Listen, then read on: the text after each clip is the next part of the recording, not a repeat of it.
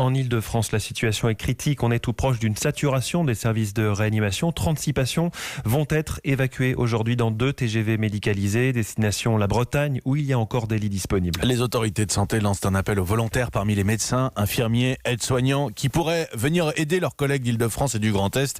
Ils seront hébergés gratuitement sur place. Chaque soir, les soignants au sens large continuent à être applaudis depuis nos fenêtres partout en France. Eux qui sont en première ligne font face à un travail extrêmement intense et qui montent encore en difficulté avec le manque de matériel, comme le raconte très concrètement Paola, cette infirmière en réanimation à l'hôpital Saint-Antoine à Paris. Ce qui est hors norme, c'est l'ampleur. La plupart des patients sont ventilés, font du décubitus ventral, donc avec le patient sur le ventre pendant 16 heures. Et c'est compliqué parce qu'il faut vraiment être très très attentif à tout. Les points d'appui pour pas que les gens fassent d'escarres, qu'il n'y ait pas un tuyau coincé parce que la personne a la tête de travers. Le problème, c'est qu'en souvent, on a un décubitus ventral pour 18 malades.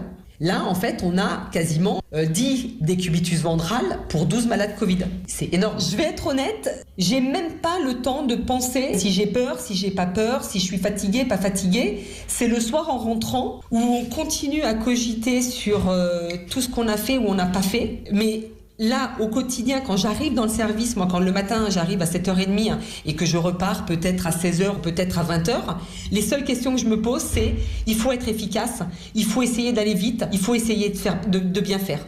Paola, une infirmière d'hôpital à Paris, elle répondait à Hélène Terzian pour Europe 1.